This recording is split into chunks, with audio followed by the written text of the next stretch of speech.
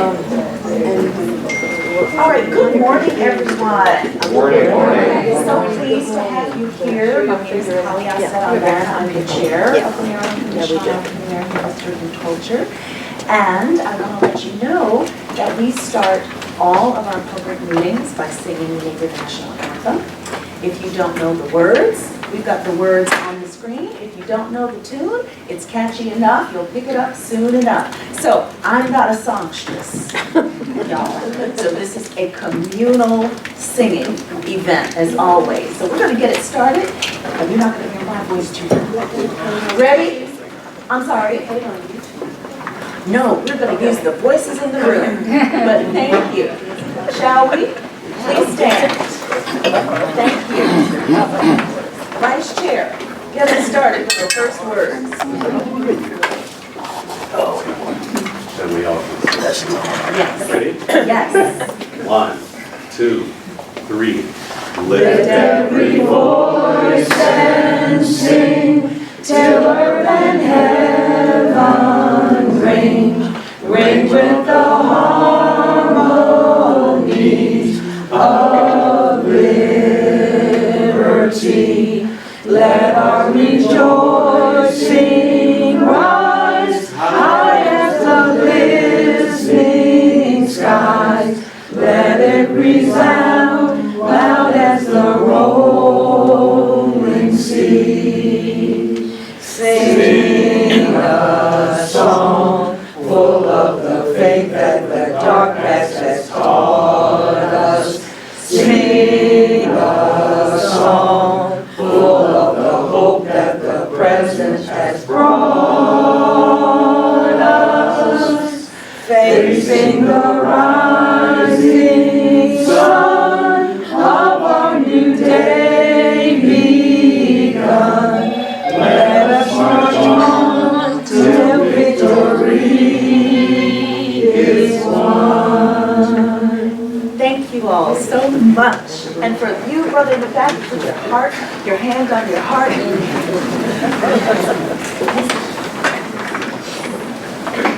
Thank you so much. Good morning, everyone. Good morning.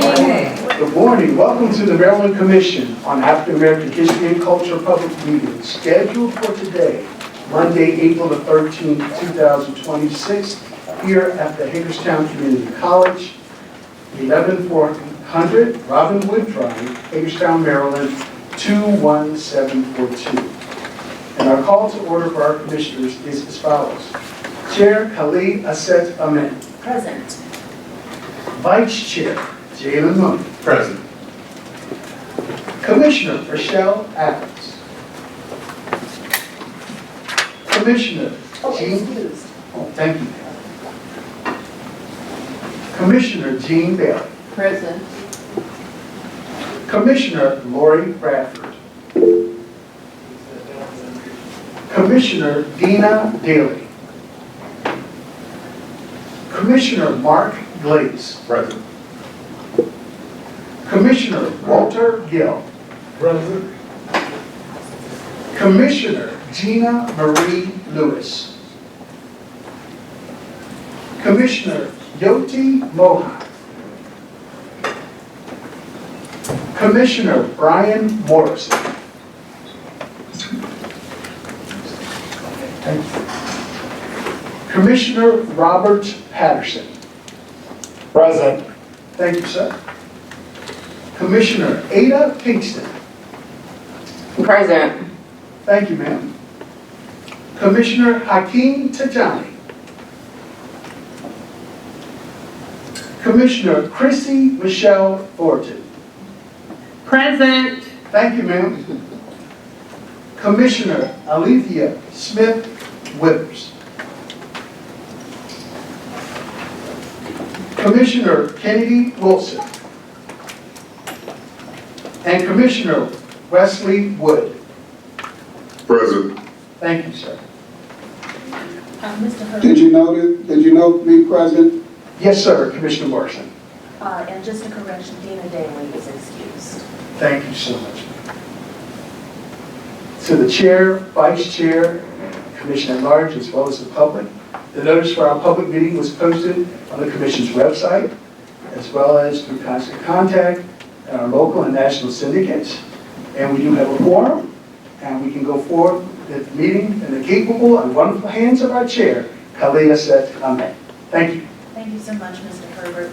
Am I good on the audio? I can be heard, sir? It should be. Shall I? Yeah, he's got one right there.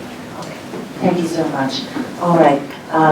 Wonderful. Well, once again, just another word of greeting. So very happy that you all have joined us at our public meeting. We hold these meetings bi-monthly all around the state of Maryland, and it's a wonderful opportunity for us to conduct our business with the full transparency of having a public audience, but also it's an opportunity for us to get to know about the issues and concerns and opportunities and celebrations around African American history and culture across the state. So we really very much look forward to hearing from you after we've conducted our formal business, to learn who's in the room, and so that you may educate us on new things that are happening in Hagerstown, in Western Maryland generally, that could inform the work of our commission. With that, I'm happy to turn the mic over to our host for today's public meeting, Commissioner Bridget Jones-Smith. Hello, everybody. Hello. I'm Bridget Jones-Smith. I am the commissioner representing Western Maryland on the Maryland Commission for African American History and Culture. It's my pleasure to welcome Chair Asetta, my fellow commissioners, commission staff, our in-person audience, you, and those joining us via Zoom. Welcome to Western Maryland. To our community partner, Hagerstown Community College, President Klauber, Trustee Brooks, Amy Martin, and the college staff, thank you so much for your hospitality. Today we're going to hear from two powerful speakers, Dr. Emily Ampt from Hagerstown and Mrs. Carmen Jackson from Cumberland. Again, this is the Western Maryland meeting in Washington County. We will also conduct the business of the commission, which will be educational and helpful to those committed to preserving African American history in Maryland. The commission's presence here today will increase awareness across the state of African American presence and the rich history that we have here in Western Maryland.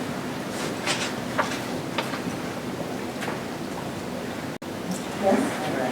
Thank you so much. All right, before we bring our speakers up to the podium, I'm very excited about these speakers. It's time for us as a body to approve the minutes from our February 2nd meeting. You will have received those minutes electronically in advance of this meeting, and the paper copies are also available here today. So I'll take a moment to hear if there are any corrections or amendments to be proposed for the February 2nd minutes. And do open up your mic freely on the Zoom. All right, well, seeing none, I'll entertain a motion to approve the minutes as distributed. So moved. Is there a second to Commissioner Boney's motion? Thank you. Commissioner Gill has seconded. All in favor, say aye. Aye. Any opposed? Right. Thank you very much. We have approved the minutes. I will turn it back to you. Fantastic. Again, we're so excited to be here. I'm so excited that you all are joining us here at Hagerstown Community College.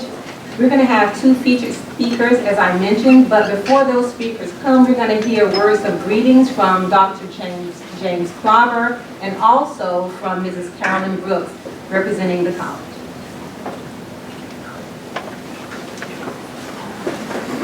Trying to decide who goes first.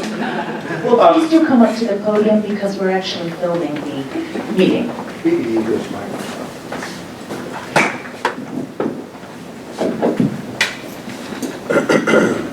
Good morning, everyone. And it's great to have you on campus. This is the second time that the commission has come to Hagerstown Community College, and I certainly hope it is not the last. I just want to welcome you and to Maryland's first community college. And we do have that distinction, opening our doors in 1946. And I will tell you that we remain on the cutting edge of two-year education. Our work with Maryland's Blueprint has propelled us. We have the highest percentage of students who are dual credit students in 11th and 12th grade taking college courses in the entire state of Maryland. Almost, believe it or not, almost 50% of our students are still in high school. And we take great pride in that because we're enabling people to begin to attain college credit early, affordably, it's free to them, and help push them on when they graduate high school, come and finish their degree with us, and then go into the workforce or move on to a university of their choice. And I tell you, the people who make all that happen are my bosses, the policymakers of the college. That's our board, one of which is Ms. Carolyn Brooks, and I couldn't do my job without her. So thank you all for having me here, but I'm sure Ms. Brooks probably has even better things to say.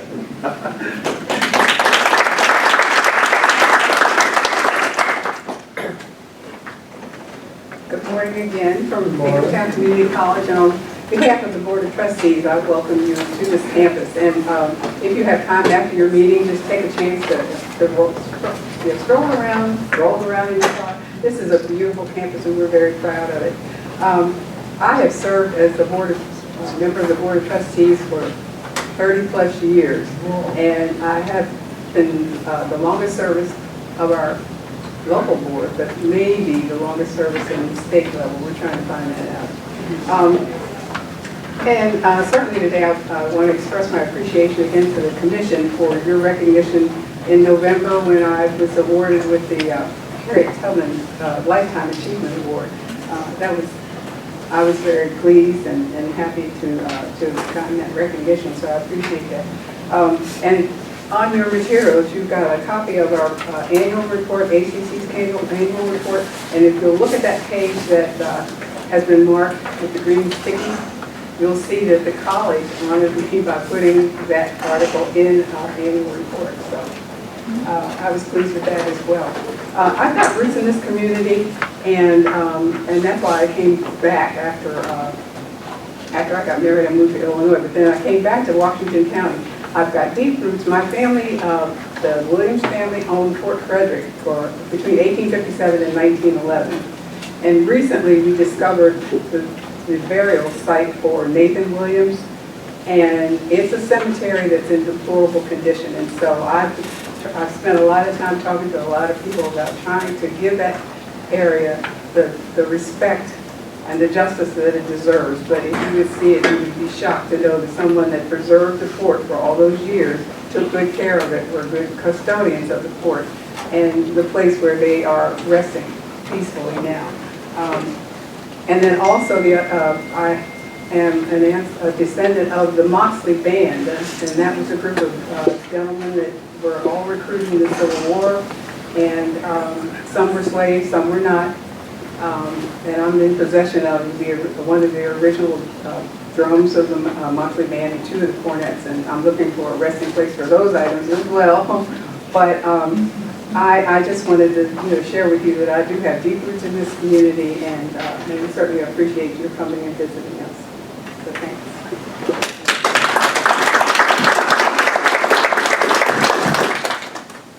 Thank you all. At this time, we're about to hear our designated speakers. We have two wonderful speakers, as I've said before. The first is Dr. Emily Ant. Emily is an emeritus professor of history at Hood College in Frederick and an award-winning writer on the African American history of Western Maryland. She has published 8 books, the most recent of which is Black Antietam, African Americans and the Civil War in Sharpsburg. She strives to make history accessible through projects such as wayside markers, brochures, genealogy, and historic preservation. A lifelong Marylander, Emily lives here in Hagerstown is a founding director of Friends of Halfway African American Cemetery. She has served on the boards of the Friends of Tolson's Chapel in Sharpsburg, the Washington County Rural Heritage Museum, the African American Historical Association of Western Maryland, and Visit Hagerstown. Her next book, almost completed, is A History of Slavery in Washington County. Please welcome Dr. Emily Ant.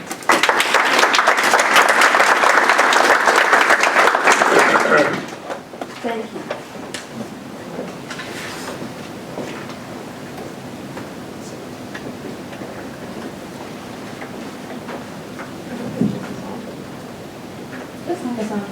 Is it on? Okay. I'll just use my outdoor voice too, because I'm not sure it's on. It's on. Okay, all right. You can all hear me in the back? Yes. Okay. Thank you so much for asking me to speak, Bridget, and thank you all for coming to Western Maryland, which is rich in African American history. Here in Washington County, as you may or may not know, we have the site, the farmhouse where John Brown planned his raid on Harper's Ferry, and we have, of course, Antietam Battlefield, where the outcome of the battle led a few days later to the preliminary Emancipation Proclamation, and then a few months later to the real Emancipation Proclamation.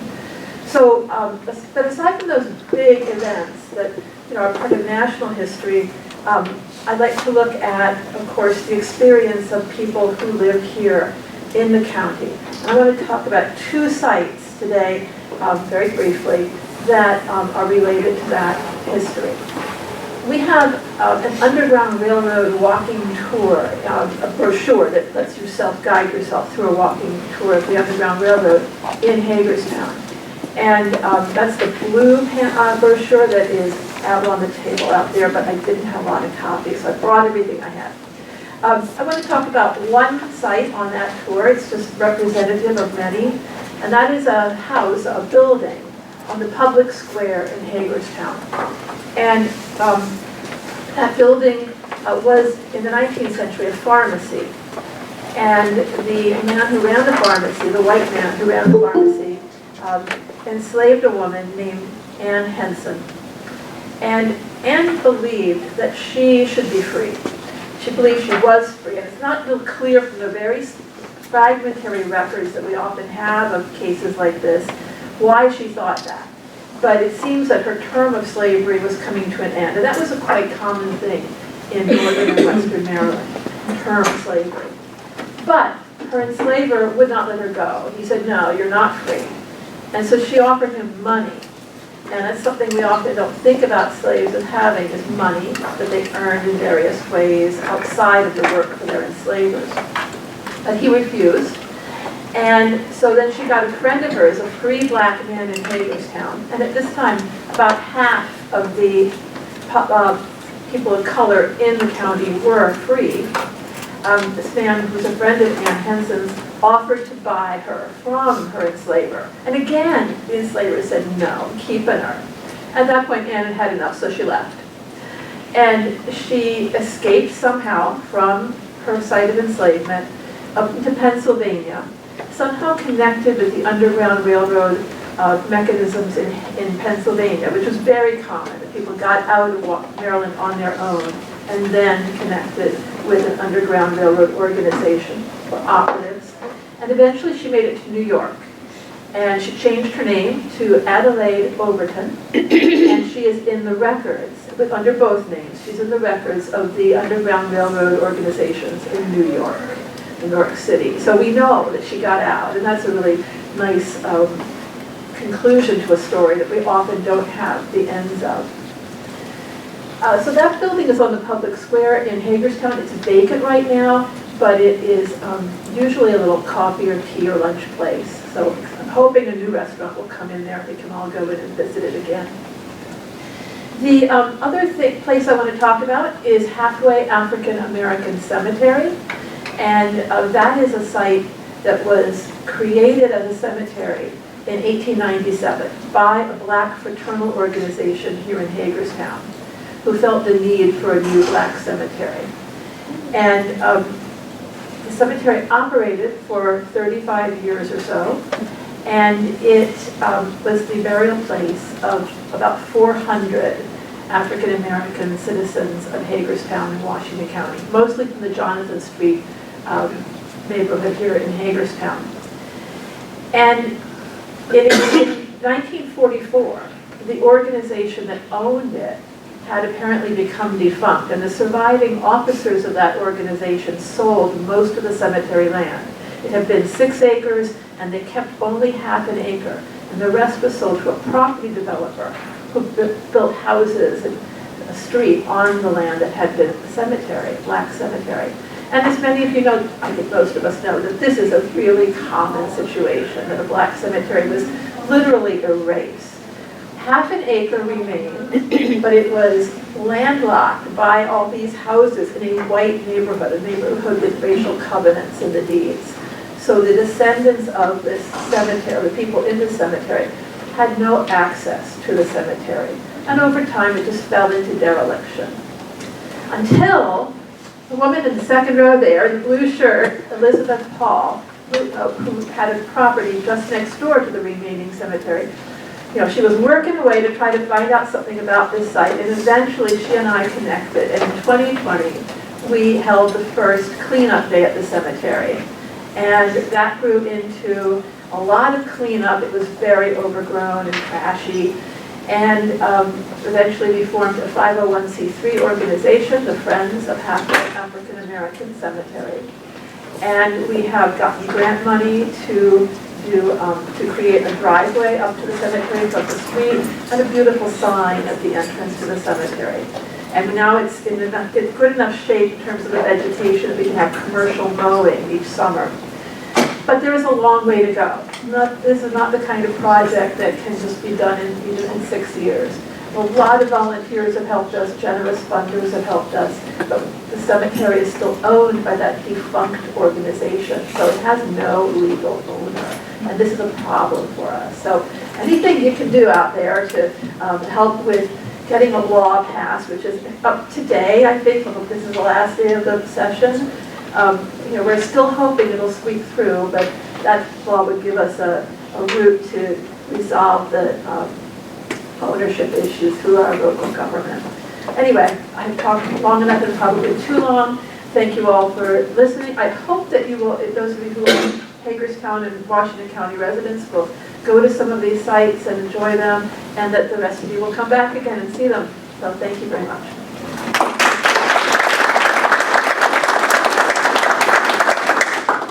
As I said, dynamic speakers and dynamic topics.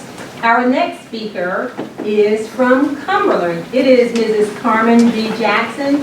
Ms. Jackson was born in Chicago and raised in the Capri Green housing projects. She was very active in the civil rights movement, where she received civil rights training, having been influenced by her mother, who was active in the movement, and by Dr. Martin Luther King Jr., whom she met and participated in marches with. While walking home from school, she sometimes found herself caught in violent situations, including witnessing dogs being released into crowds and attacking individuals. Mrs. Jackson earned both her bachelor's and master's degrees from Illinois State University. She retired from Frostburg State University here in Maryland after 30 years, having served in several positions, including Director of Residence Life and Director of the Diversity Center. Mrs. Jackson has always been highly active in her community through her involvement in numerous organizations and causes, including the NAACP, the National Association of Social Workers, the Brownsville Project, and others. She resides in Cumberland, Maryland. Ladies and gentlemen, Mrs. Carmen B. Jackson.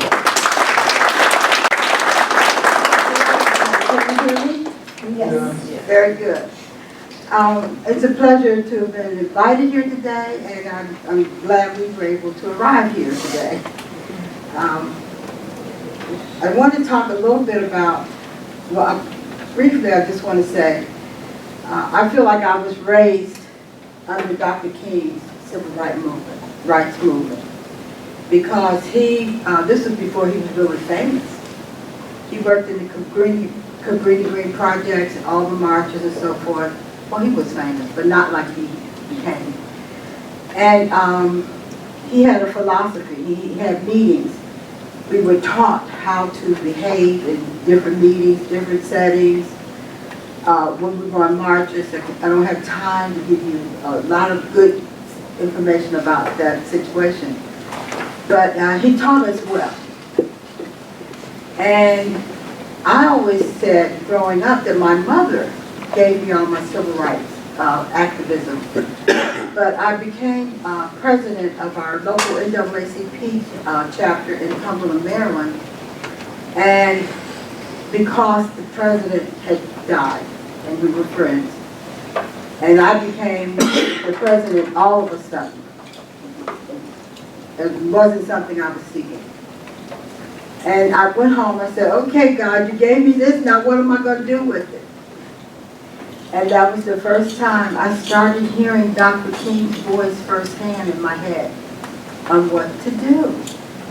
And that was the first time that I was able to recognize and say, I've been trained by Dr. King. Because his philosophy was that kids should always be in the room. No kid was ever kicked out of the room. And I didn't realize how valuable that was until that happened to me. So that's why I wanted to bring that up. And I live in Frostburg, Maryland.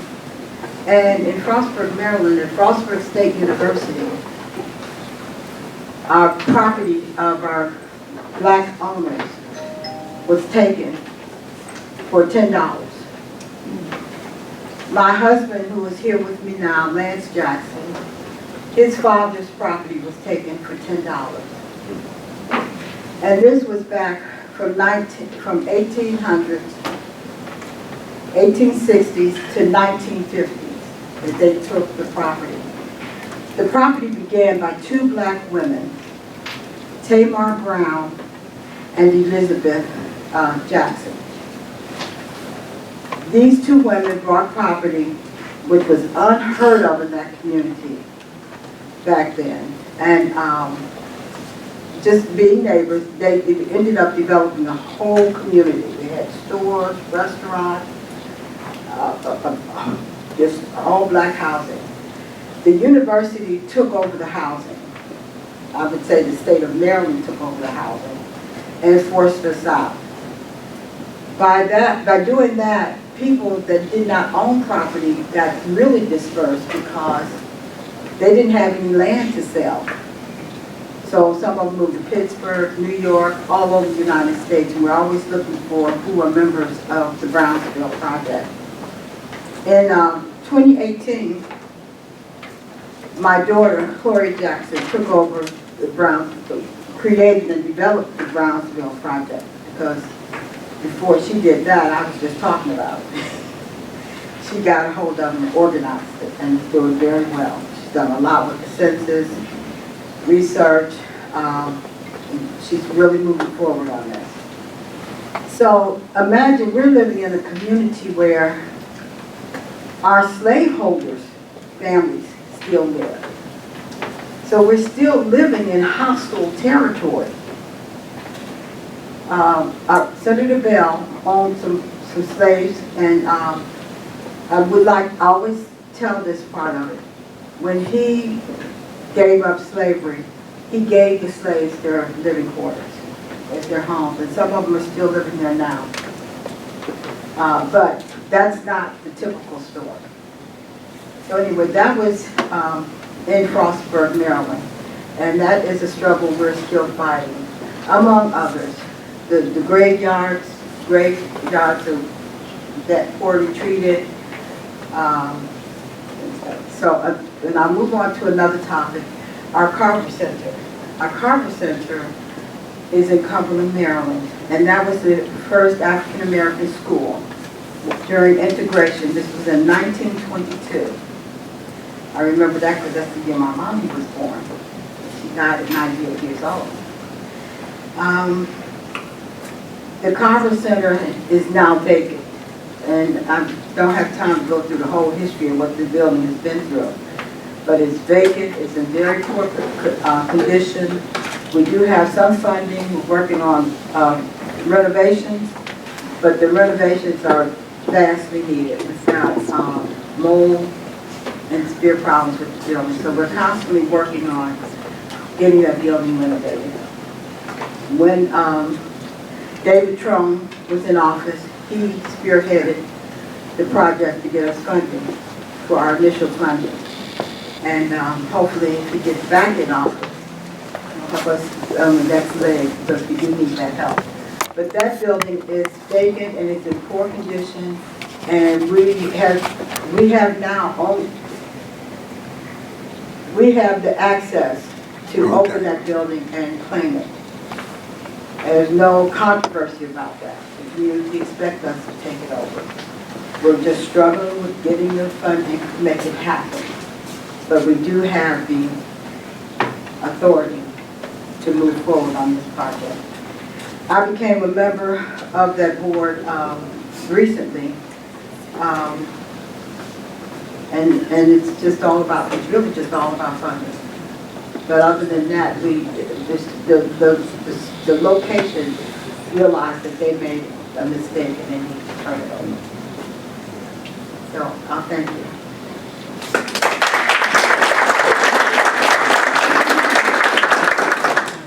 I'd like to thank Ms. Jackson. I'd like to thank Dr. Ampt. As I said, Washington County and Western Maryland has a rich African American history, and as you've heard today, there have been triumphs, but there are still struggles. And so I'm so excited that the commission is here to hear what is happening in our part of the state. At the end of this presentation, I see so many people that will have the opportunity to be acknowledged. So I want you to start thinking about what you'd like us to know about you or the organization you represent. At this time, I'll turn it over to the chair. Thank you, Commissioner. Those are some really informative and inspiring presentations, beginning with President Klauber's remarks. The struggle for educational equity has been the cornerstone of the African American freedom struggle. So we are so grateful for Hagerstown Community College continuing to keep that pathway open for us to continue to develop ourselves individually and collectively. I'm just so pleased that we're able to gather here.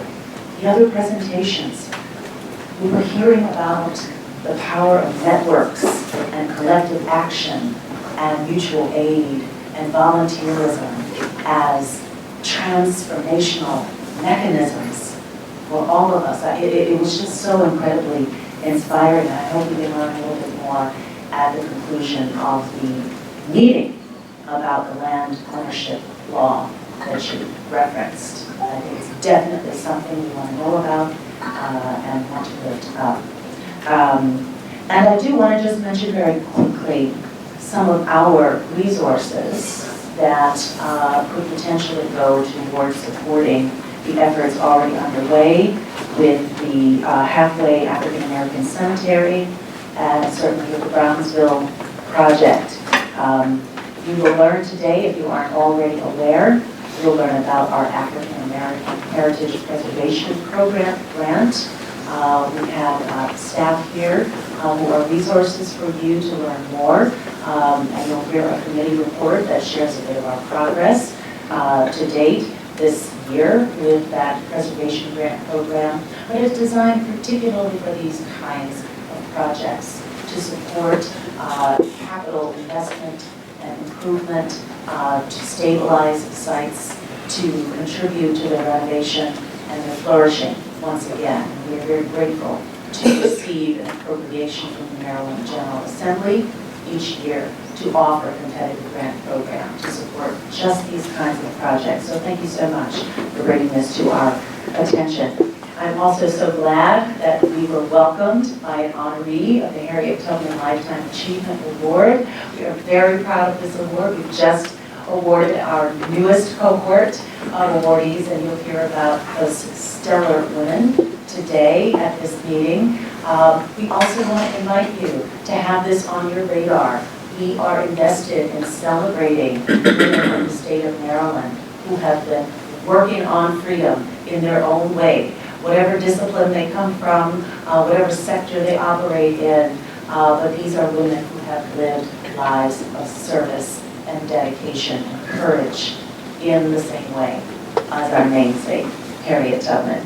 And lastly, I just want to make a mention of this exciting collection from the Moxie Band.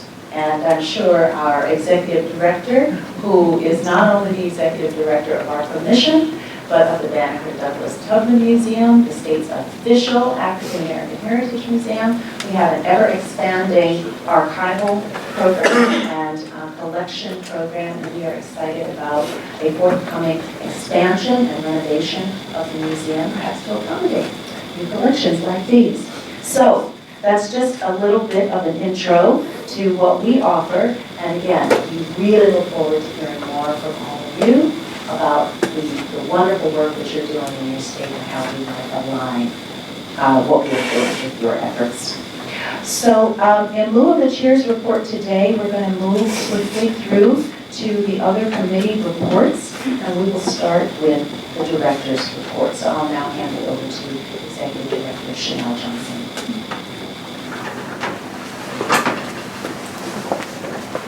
How's everybody doing? Good. Alrighty, before I get started, we got a great commission. You see a sprinkle of us in the room, a lot of us online today. I'm truly grateful to be able to work with such a talented, diverse pool of Marylanders that care so deeply about this history. The stories that were shared earlier today from a rediscovered cemetery, a school that represents a movement that propelled greater freedom for us all. It's nothing short but riveting. So thank you for all the work that you're doing, and let's definitely connect after today's meeting. So good morning, everyone, commissioners and colleagues and guests. Colleagues, if you are a staffer for the Maryland Commission on African American History and Culture in the Banneker-Douglass-Tubman Museum, if you can kindly stand or wave and be recognized. Let's have that. We have our CFO, John Porcio, in the back. Wave, sir. We have our administrative, you can be clapped in. Our administrative manager, LaRon Herbert. Yes, Leslie Rose, our exhibits manager. Alex Anderson, the lead administrator for the African American Heritage Preservation Grant Program. She's tremendous, and all of our staff is tremendous. And Martina Dodd, our curator of exhibitions and collections. And of course, our new chief of staff, none other than Jan Lee. Yes. Am I missing anybody? We got some volunteers in the house, Miss Linda Paez. Yes. All right. Okay, it is a love fest. I have to say, our staff works really well and really intentionally with the commission. So together, we make magic happen in our state, so thank you. It is a true honor to be here today at Hagerstown Community College, where 50% of the student population are high school students, getting college credit. I mean, truly, this college prepares students for success in our state and beyond, so it's truly an honor to be here today. Today, I want to give a picture of where the Maryland Commission on African American History and Culture stands with our recent accomplishments during the month of February and March, and where we are headed into Q4. Our agency operates the Banneker-Douglass-Tubman Museum, our state museum on Black history and culture, and we co-administer the African American Heritage Preservation Program grant, a $5 million annual fund awarded to African American heritage sites throughout the state of Maryland. That grant is co-administered in partnership with Maryland Historical Trust. This report covers a portion of Q3 of fiscal year FY26, February through March, and charts our course through Q4, April to June. In short, we are moving with greater intention, strategy, and making a real impact throughout our state. Next slide.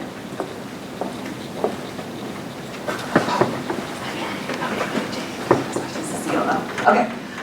Let me start with some highlights. At the Banneker-Douglass-Tubman Museum, we exceeded our annual $250,000 fundraising goal in partnership with the Banneker-Douglass-Tubman Museum Foundation. As of now, we are at about $288,000 in fundraising through grants and private donations in support of our work. Now, many of you think, you're a state agency, you don't have to worry about fundraising. That's not true, because our state fund primarily covers our operations, our staffing, keeping the building open, but a large majority of what activates our mission, like our programming, our research, our collections maintenance, our exhibitions, our contracts, right? Our marketing and promotions is made possible through fundraising efforts.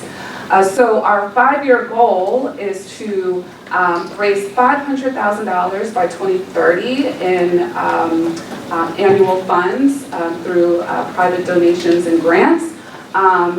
So this year our goal was $250,000. I think we're going to go over $300,000, which is really, truly remarkable.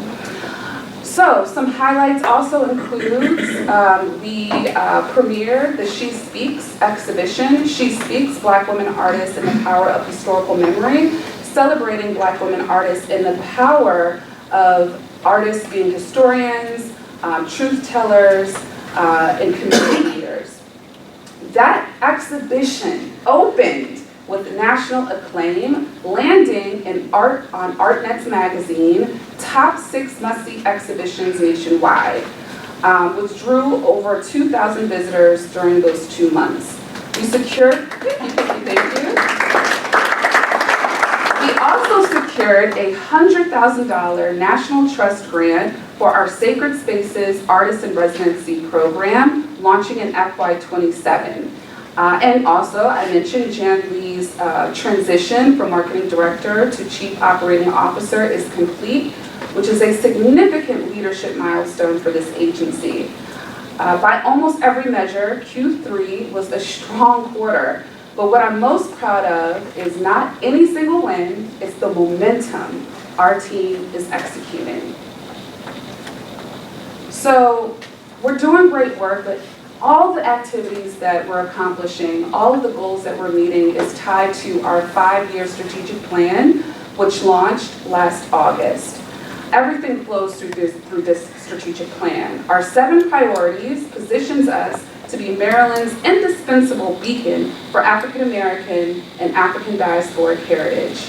I'll walk you through our progress, and our committee chairs will go deeper on grants, the museum, and I will be doing the financial report. So some of the pillars include number 1, financial growth and sustainability under any administration. Number 2, educational innovation. Number 3, dynamic storytelling. Number 4, collections and archives. Number 5, increased visibility throughout the region and the state. Number 6, elevated community space. And number 7, leadership excellence. So number 1, financial growth. On the financial front, we exceeded our annual fundraising goal, our state audit is underway, and we are building a strong FY27 budget position. I will note that because we were legislated as an independent state agency just 3 years ago, we are accountable to undergo a legislative state audit every 4 years or so. We're at the tail end of it. I will say it's going good. But we will be complete with that audit by the end of April. So stay tuned. Our financial committee chair couldn't be here today, so I will be giving her report. No worries, John, I got it. Okay. All right, so I mentioned our fundraising success. We do, in partnership with the Banneker-Douglass-Tubman Museum Foundation, which is our fiscal sponsor, they have a fundraising events committee, and they are planning donor cultivation activations aligned with our She Speaks exhibition, because we all know you can fundraise without doing a gala. Am I right? Okay. Thank you. You can have small gatherings, intimate gatherings to cultivate supporters of your work and your institution or your project. So that's exactly what we're doing throughout the summer and fall. These will be art salon style events, and we're really looking forward to it. Financial management, as I said, we are undergoing a state audit. So far, so good. We do have some cost overruns that I think everyone in this room can relate to. Primarily, our 40% BG&E utility increase. That wasn't because we were using more energy. I can attest to that. It's because of the rates have gone up, but we successfully mitigated through securing a salary lapse. We had a staff turnover. So we will have a balanced budget by the end of the fiscal year, thank goodness. We also implemented a Smart Sheets invoice workflow, which is an internal accounting system to help account for our foundation fund requests, as well as our state funding requests and expenses. Some revenue diversification, shout out to Lorraine. So far, we have about $6,000 toward our $13,000 space rental goal for FY26. I'm positive we're going to exceed that. Our FY27 repeat bookings are already secured. I mentioned our $100,000 National Trust Historic Grant towards an artist in residency program. And some Q4 priorities. We are completing a financial plan, a 5-year financial plan that includes all of our departmental activities and our goals for the next 5 years, as well as a fundraising strategy for each year.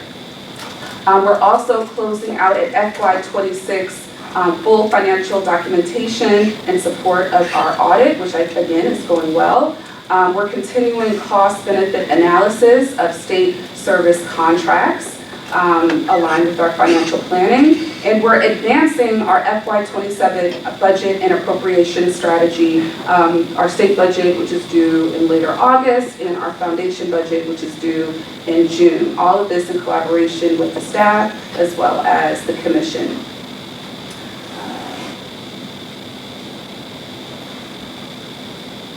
So, priority 2, educational innovation.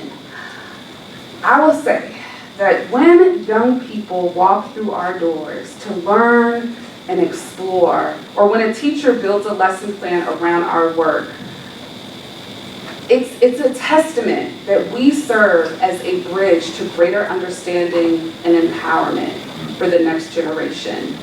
The She Speaks exhibition gave us the opportunity to do that at scale. Beyond the exhibition itself, we hosted a VIP and public opening reception, which attracted intergenerational audiences. We led a Maryland Day 2-part artist talk and a Harriet Tubman Award Spirit Awards ceremony, which will be discussed later on by the BDTM Committee. And we also, our docent program is earning strong visitor feedback and volunteer interest is growing. We are launching a youth program that is phenomenal. Our after-school program, we have a curriculum and we receive funding to take our students as well as some members of their families to Senegal, connecting Annapolis deep African American history with the Gambia region, and we're doing that in partnership with Blacks of the Chesapeake. We're actually going this summer. This is in partnership with the Housing Authority of Annapolis, as well as, like I said, Blacks of the Chesapeake and our wonderful staff, so thank you. In Q4, we aim to onboard a new education coordinator by June 1st. In June, as well, our exhibiting artist in the She Speaks exhibition, Alicia Wormsley, will provide a new art installation, bringing to life her work, amplifying the slogan, "There are Black people in the future. You gotta come see this exhibition." That will premiere this summer in partnership with our youth after school program. In alignment with our strategic plan, we create meaningful educational experiences that are truly unforgettable. This is a photo of the Harriet Tubman Lifetime Achievement Award ceremony. I just had to show that. But you'll hear more about that from Commissioner Livingston. Don't they look good? Yeah. All right. So She Speaks drew over, like I said, 2,000 visitors, as well as guided tours. Looking ahead, we are planning a 2027 traveling exhibition. This is under dynamic storytelling. In 2027, our curatorial team is planning a traveling exhibition on African American authors and literary figures with a regional portrait commission underway.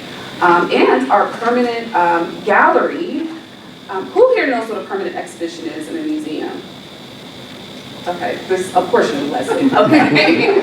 So if you go to any museum, be it the Met, the Reginald Lewis Museum, the Banneker-Douglass-Tubman Museum, typically museums have a permanent exhibit that's up for like 10 or 15 years. It's a major capital investment. Our permanent exhibition has been up for over 20 years. So we're definitely overdue for a new renewal. So by way of our strategic plan, this exhibition is going to be amplifying Black women's history, our connection with the African diaspora, youth voices, Black resistance movements that go beyond the civil rights era. So it's going to be a really community-oriented, dynamic experience in developing that exhibition. Currently, we were approved for a $1 million state appropriation for this exhibition renewal that will start in FY27. All right, next slide. Priority 4, collections and archives. Our collections work is some of the most sacred work that we do. There are several major research projects that are currently underway. The African Ancestral Human Remains Project, which is a statewide initiative that we're leading. It is a federally funded initiative. We are expecting a research report from 5 historians this May with an FY27 culmination, a publication, and the dignified reburial of up to 13 individuals of African descent whose lives they lived in Maryland in the 18th and 19th century, and many of these human remains were found in construction sites, land erosion, and they have been preserved at Maryland Archaeological Lab. But with this project, we are researching who these individuals were, what life was like for them in their communities. We're doing our best to find their descendant communities and laying them to rest in their descendant communities, most likely at an African American cemetery. So we're really excited about that project. The Senator Verda Welcome Project. Senator Welcome was the first African American woman senator in the state of Maryland. We were funded by the National Park Service and the Association of African American Museums to go in. Now you can't really see this picture, but this is her legislative office that wasn't really touched since like 1989 in Baltimore City. Our archival team, through the leadership of our curatorial department, literally saved her legislative office from disrepair. It's currently at Maryland State Archives. And our job is to make publicly accessible her legislative work, her community activism work for researchers and future generations. So we're really excited about that. And on the ground, 80 items in our museum collection have been added to our Past Perfect database. New storage infrastructure has been installed on site in our collections facility, and a digitization backlog plan has been identified by way of our legislative audit, in response to our legislative audit. The African American Heritage Preservation Program grant, Commissioner Robert Patterson will be giving that report, but I have to shout out the amazing grants team. We have done site visits. They do site visits on a monthly basis to make sure that our awardees are supported, that their questions are answered, and that their projects are complete with success. So I had the pleasure of attending site visits this fiscal year, one of which you can see in the photos is the Chesapeake Lodge in Havre de Grace, which was a great time. Priority 5, visibility. I gotta say, it's not, these numbers really do tell a story, right? And I really want to give a shout out to our incredible, small but mighty marketing and communications team with the support of Jan Lee, our marketing coordinator who can be with us here today. Really does a great job amplifying our message for greater engagement. Over 102,000 people have been reached digitally. So far, we expect to exceed our annual goal for digital presence. In February and March, 21 media mentioned covered the commission as well as the museum. In addition, a TikTok picture from an influencer reached over 500,000 followers from our She Speaks exhibition opening. We received notable coverage from ArtNet Magazine, Black Enterprise, WBAL, and WJZ. We are being seen, and that visibility is earned, it is not accidental. Q4, we aim to continue to amplify the work of our commission, statewide initiatives, and sustain the She Speaks momentum through the close of the fiscal year. Priorities 6 and 7, infrastructure and leadership.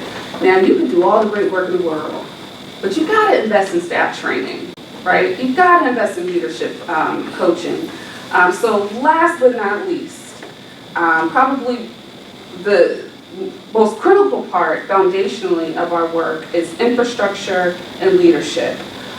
So on infrastructure of the facility, our HVAC system has been replaced, well, nearly to completion, right, Laura? Okay, all right, nearly to completion. So thank you for that, sir. That was a huge undertaking. Lighting upgrades throughout our facility will be planned and installed this summer. That includes our temporary exhibition space and our public spaces throughout the museum.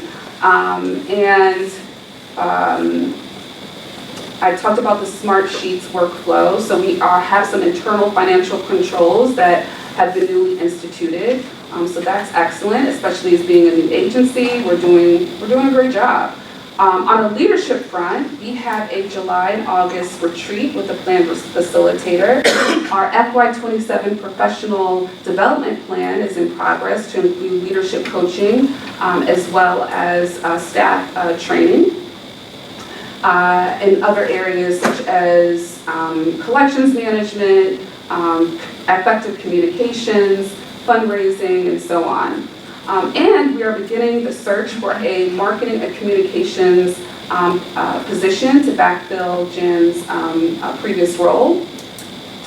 So we have some pretty good momentum so far. Lastly, what's coming up in Q4 for the rest of the fiscal year? Well, in FY26, to close FY26, we are closing with clarity and purpose. We are completing what seems to be a successful audit. We are onboarding a new education coordinator to manage and expand our after-school and school-based programming. We are finalizing the She Speaks exhibition catalog. Thank you, Martina Dodd and Leslie Rose. And we are receiving the Ancestral Remains Research Final Report and more. Lots underway. I want to thank everyone in this room for all of the tireless work that you're doing to preserve, to share, and to make accessible African American stories that are typically go untold. So thank you for all the work that you're doing. I want to thank this commission for your tireless work. This is a volunteer job, but this is like a part-time, full-time job for many of them, so thank you. And to our incredible small but mighty staff for our agencies. And to the ancestors whose stories we are charged to keep, thank you. That concludes my report. And follow us on social media, Banneker-Douglass-Tubman Museum and the Maryland Commission on African American History and Culture. Thank you.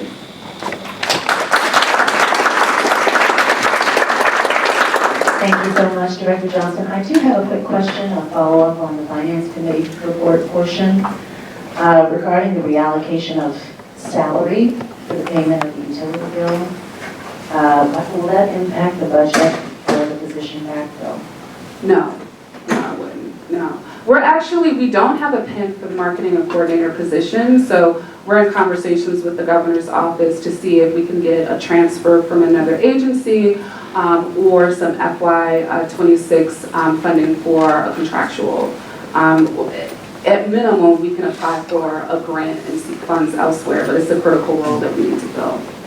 Yeah, I hope I answered your No, question. that's very helpful. We may have time for one more question. There's one. Commissioner Morrison, please, you have the floor. Just a quick question on the ancestral remains report. Do you have any more details on what how far the report is along and what they're working on? Yeah, right now they're working on documenting the histories behind the individuals that were found, and which were found in 7 counties throughout the state of Maryland. They're also identifying they're identifying and giving recommendations to appropriate burial sites. So they've been reaching out to African American churches that was likely in their descendant community to see if they would submit a request for reburial. I have not read the draft that will be submitted in May, but that is currently underway as well as far as the report. Thank you. All right, and thank you so much for your question, and thank you for your comprehensive presentation. Very, very informative for all of us. All right, we're going to proceed along with additional committee reports, and I'm going to take a little liberty here, Jan, and move up the Governance Committee report. So I will turn it over to Vice Chair Jalen Maloney for that report at this time. Thank you, Chair. Good afternoon, everyone. This committee is our newest. And Is that mic on? Take 2. This committee is our newest and it's fully seated. We represent from right here in Mountain, Maryland all the way to the coast. So in addition to myself, we have Commissioner Kennedy Wilson, who's our statewide book drive lead, our regional book drive leads, Commissioners Bailey, Daly, Mohan, and Jones Smith, our hosts today. Commissioner Wood serving as a special advisor. We have 4 former commissioners who have joined, serving as regional leads as well. Former commissioners Clara Small, Edwin Johnson, Sharon Parker, and Reggie Turner, who is no stranger to this community, and Director Johnson. We were established in October of 2025 as the Government Affairs and Community Advocacy Committee, which aims to expand the capacity of this agency's priorities through public policy and the reach of the Banneker-Douglass-Tubman Museum, its strategic plan by fostering collaborative relationships across global, national, state, municipal, and community-based entities. Our goals for this first year, and certainly within the first quarter, have been tremendous. So they are to inform policymakers, shape legislation, and empower local advocates, double the geographic impact and imprint of the Commission's statewide book drive, and to launch a Commission alumni corps. So I'm going to go through a series of completed actions in the months of February, March, and April so far, and then I'll leave us with a couple that are pending for us to consider. And first, I just want to address the various policy wins that we have had. It's been a very strong start to our year, and certainly for the start of this committee.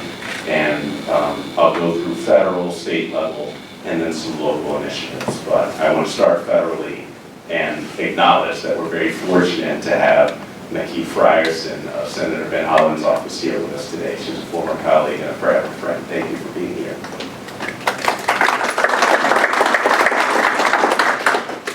So to start with the first bill, agency leadership has endorsed HR 7549, cross-listed as S3890, sponsored by both of our senators, Senators also Gross and Van Hollen, as well as Congressman Fume, which would establish a national council on African American history and culture.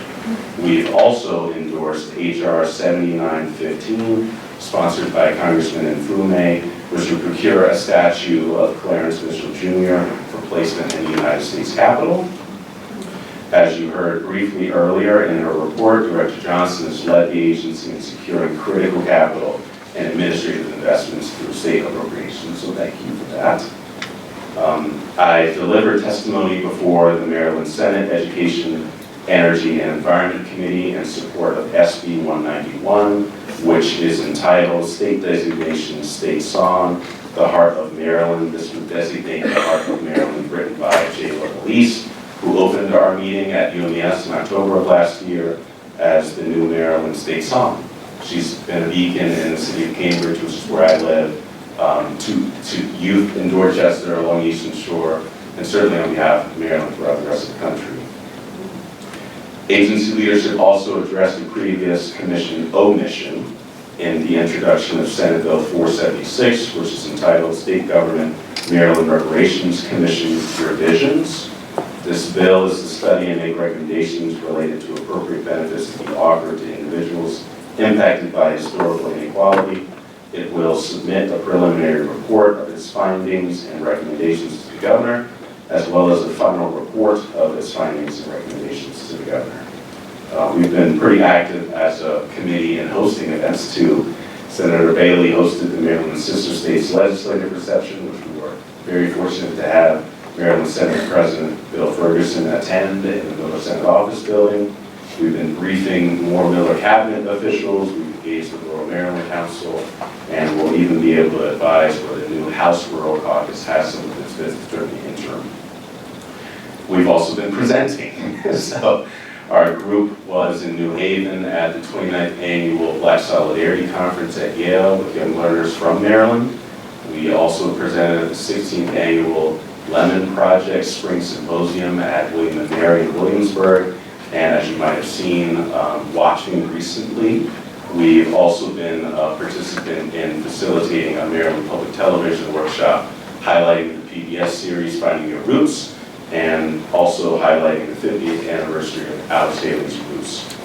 And lastly, we delivered 2 citations, one recognizing the Maryland Liberia-Sister relationship, which we'll have more information to share on in an upcoming meeting, as well as Black Maternal Health Week 2026. Transitioning us to the book drive. If you have not been on our website or seen a flyer that looks like this, especially commissioners, I have copies for you. Drive 3 mirrors Drive 2, which began on Maryland Emancipation Day, November 1st, 2025, and will conclude this year on Juneteenth weekend, which is June 21st, 2026. And this growth has been led by the leadership of Commissioners Wilson, Bailey, Joey Smith, Mohan, and Daly. We're now at 12 counties. This is the first time we've been at 50% across the state. This is huge. Those that are incumbent are Klauber County, Charles County, Queen Anne's County, Talbot, and Worcester. Worcester is including all of their library agency branches. But those that are new with first-time donation sites include Anne Arundel County, Baltimore City, Baltimore County, Caroline County, Kent County, Wycomico County, and right here in Washington County. So those that we're trying to make some progress towards that we have not heard back from yet would be Frederick County, Montgomery County, Prince George's County, and Somerset. Unfortunately, Dorchester and St. Mary's are unable to participate this year, but the committee urges all to take action, those online as well as those here in person, by learning more at africanamerican.maryland.gov/book drive. Briefly, I'm going to go through the pending action items just for your wherewithal. Director Johnson and I have been exploring technological investments. We're trying to think about how to make advocacy more sustainable for members who are volunteering in their own communities and certainly members of our agency. And that's been going very well. So I look forward to sharing updates on how we may measure the impact of our visits, our engagements, how long they've taken, where they might be in their respective process. That'll be information that's beneficial to us all. I've been invited by the Eastern Shore of Maryland Educational Consortium, which is a collection of all 9 state superintendents, to address identities for collaboration in the classroom. So I think it's very fitting that we're at this learning environment today, and I think that extends in a couple weeks as well. So I'll be visiting American University as part of the project on civic dialogue to be giving remarks about what our commission is doing as the first in the country, and certainly ways that others might be able to innovate in our nation's capital. And lastly, I had a meeting last week with the executive director of the Association for the Study of African American Life and History. As you know, multiple commissioners have been present at their annual events. We had an awesome time at the conference this past year, and we are beginning some planning efforts, certainly for the branches that exist in Maryland, new branches, in ways we might be able to support other communities who do not yet have a commission around the rest of the country. But a question that I pose to all of us here, and certainly please find me if you don't have to rush out after the meeting, is that we do want to emphasize the latter part of the committee's name, community advocacy. We want to hear, as we're preparing for the interim. Today is sine die, it marks the last day of the Legislative Assembly. We want to hear about insights you might have into policy areas that are urgent for the Commission to remain engaged in, as well as for us to be engaged in if we haven't already been so. But I'll yield the floor for any questions. Thank you, I'm sure they'll honor. All right, Director Johnson. Thank you, and thank you for that robust report, Vice Chair Moni, and all the work that you're doing with the committee. Question, and I don't know if this is a question or comment, so the legislative success that we've had with capital funding for the state's permanent exhibition, in addition to that, we did lead the funding efforts and advocacy for a non-capital African American Heritage Preservation Program grant appropriation, which is $250,000 for one fiscal year. Now, our goal is to make it an annual fund.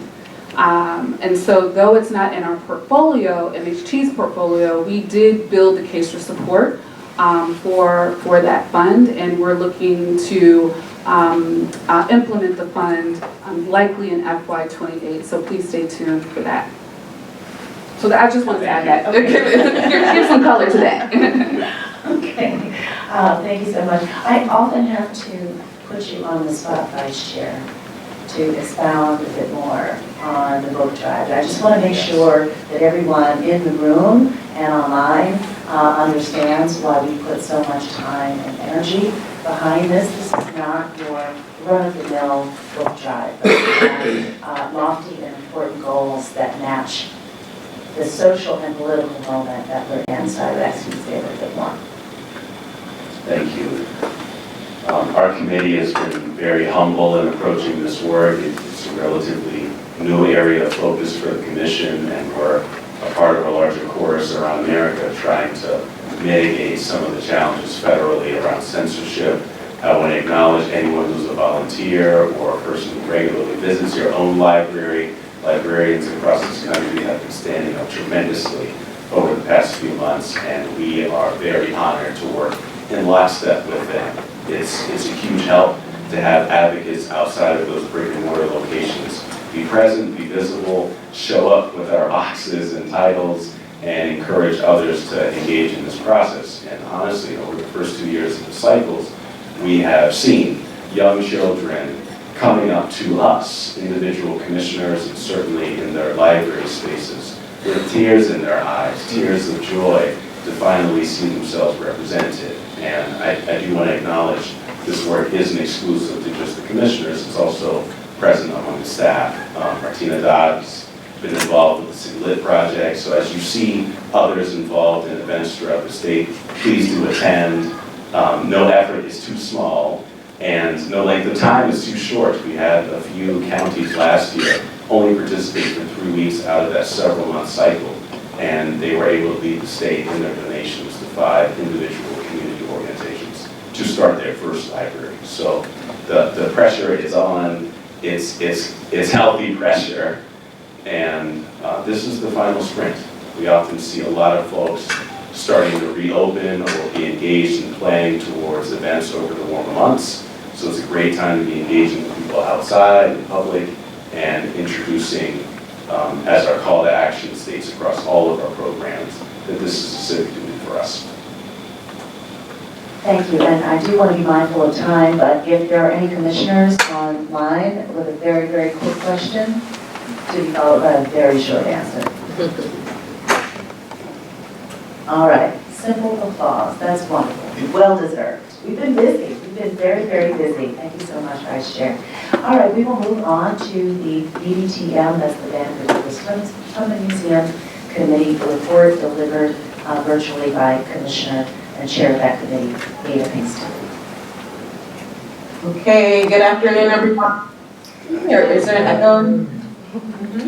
We can hear you. You can hear me? Okay, great. Yes. I'll make this report as short as possible. So the committee includes 3 subcommittees: the Harriet Tubman Lifetime Achievement Award, the Symposium, and the ceremony to honor United States colored troops. And the committee consists of commissioners, community members, and museum staff. And I also want to point everyone to, all the commissioners, to this link that's a document about ways you can support the work that you're already doing. And I'm gonna spend the most of my time talking about the amazing award ceremony that happened on March 21st this year. The highlight of the evening was Maryland State griot Janice Curtis Green, who embodied the voice of Harriet Tubman. She opened the words, "She speaks." So she did a whole monologue performance embodying Harriet Tubman, repeating the words "she speaks," and it really, she really wove together this historical narrative and contemporary experience, creating a powerful connection with the audience through this theatrical performance. The ceremony also honored 3 recipients: Harriet Tubman Lifetime Achievement Award, Latoya Jenkins, the University of Maryland for. She delivered this compelling keynote address, and then she also introduced the awardees. The 3 awardees were Patricia Hopkins, who is a retired disabled U.S. Army veteran. She's a lifelong educator and advocate for the service of historic preservation in her county. Dr. Tawanda Jordan, who's the president of St. Mary's College of Maryland since 2014, and she's about to retire. And lastly, Dr. Frances Tony Murphy Draper, who is the CEO, publisher, and chair of the APRO, whose leadership has championed truth-telling as a form of liberation. And also, I just want to mention that Patricia Hopkins is also the descendant of Harriet Tubman. She's one of the nieces, or great-nieces of Harriet. But yeah, so it was a beautiful ceremony, and we were surrounded by the beautiful artwork that was curated by the staff, Martina Dodd and Leslie, and She Speaks is a great show, so you guys have a year to go check that out. And so you guys check your email. We're gonna start to plan for next year's round of nominations. It's gonna be a 2-step process next year, so check your emails about that. The symposium is going to take place on October 1st to October 3rd. It's open at the Banneker-Douglass-Tubman Museum, and it's going to take place at Bowie State University. So mark your calendars, please, please, please, October 1st to October 3rd. There's going to be an open call for proposals. So please make sure you join the Banneker-Douglass-Tubman email list to get that open call for proposals. And the last subcommittee is a Memorial Day and veteran ceremony that is going to be chaired by Reverend Smith Withers, and the next meeting is on April 15th. So if you want to volunteer for that ceremony, please reach out to Reverend Smith Withers, and that's it. Thank you so much for that. And also, Yes, go ahead. I was going to say, I thought Reverend Smith Withers, did you want to speak, or Commissioner Smith Withers, did you want to say anything about that subcommittee? Not quite ready for a report, official report, but we're working and meeting and planning and things are moving forward appropriately. So mark your calendars and be present. Thank you so much. All right, yes, so for Memorial Day at Baltimore National Cemetery. Is that correct? Yes. Loudon Park. Loudon Park. Okay, very good. And the Baltimore National Cemetery is our partner. Thank you for that clarification. All right, are there any questions for this committee before we move ahead? All right, hearing none, we shall move on to our next committee report, which is the Public Relations and Historical Committee, chaired by Commissioner Brian Morrison.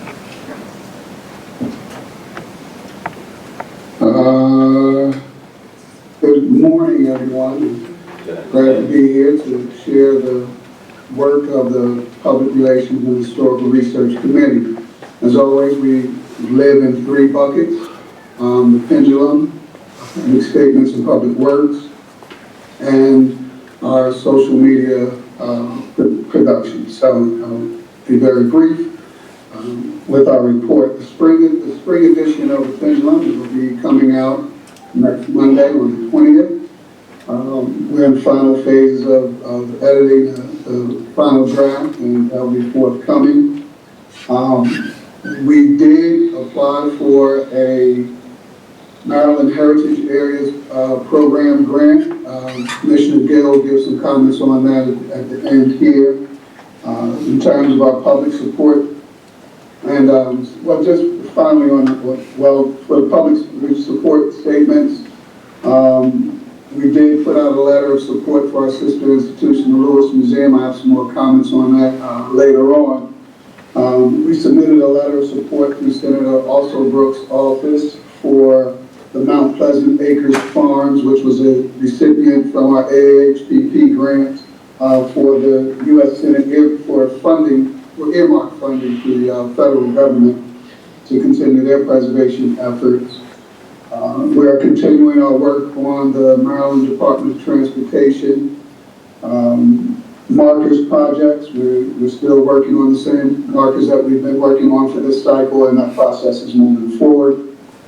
I do want to highlight one of our volunteers who has joined with us to support these efforts, Sharita from the AHPP committee as well. Our letter of support for Granny's Law State Bill 0190 submitted that, but the bill didn't make it out of committee this year. Just wanted to report on that. And you've already heard about the Ancestral Remains Project, which rests in this committee. Researchers are moving forward with that. And Commissioner Wood, if you would like to make any comments about social media, and then I'd like to give a moment for Commissioner Gill to speak on the Maryland Heritage Areas grant, the Maryland Preservation Grant application. Thank you, Mr. Morrison. Just briefly, stay tuned for some upcoming features that we're trying with social media. Still working on that, but it should be coming in the next few days. Stay tuned.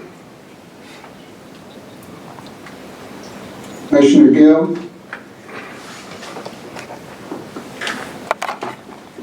Good afternoon, everyone. Good afternoon. The Public Relations and Historical Committee, on behalf of the Commission, filed an application with the Heritage, made application with the Heritage for a Heritage Fund grant for the purpose of publishing 4 issues of the Pendulum newsletter for fiscal year 2026-2027. That application came about because of teamwork, came about through the help of Chair Mean, who more or less oversaw the wording of the document. through Executive Director Chanel Johnson, who also helped me in the 11th hour regarding the technical problem. I'm still stuck in the 20th century with that. With help of one of her staff, Mr. Maliki Glee, who supplied the Internal Revenue Service letter. And another 11th hour through the help of Chair Morrison, who pulled 2 pages from the latest issue of the Pendulum for submission with the application. The winter issue of the Pendulum was printed through the help of, or through the generosity of the Billie Holiday Center for Liberation Arts. 125 copies were made. Of those 125 copies, almost a third went to libraries. The African American Department at the Enid Pratt Free Library, the Enid Pratt Free Library, a central branch, it's 21 branches. 2 copies for the Morgan State University Library, 1 for the Beulah Davis Room, and through the help of Vice Chair Mooney, the libraries of Kent County, Talbot, and Dorchester. I'm in the process of getting funds for the publication of the spring issue. And the spring issue will feature children with parents in mind. As a result of the public meeting in February, there was a lot of curiosity and questions and favorable comments about who were the children. So the participants in the public program, pictures will be featured with their name. Also, students from Baltimore City College High School had a field trip that was canceled because of the weather. But they were able to log on. So this newsletter will have a lot of children's names in it.